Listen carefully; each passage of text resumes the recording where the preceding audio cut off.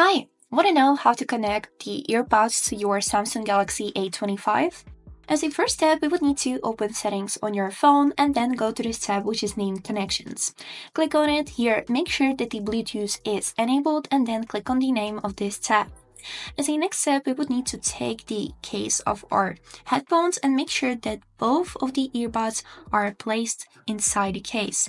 Then, as a next step, we would need to find the button and the back of the case and hold it for a few seconds until the indicator at the front will turn white. So let's do it. Now we can stop holding the button and we would need to wait until our headphones will appear on the list of available devices. If you're not able to see it, click on this button scan. And if you still can't see it, you can try turn off and then turn on Bluetooth. And here they are. Now we would need to click on the name of our earbuds and click pair. And this is it. You can see that they have successfully connected, and also my case has made a chime, which means connection successful. This is it. Thanks for watching.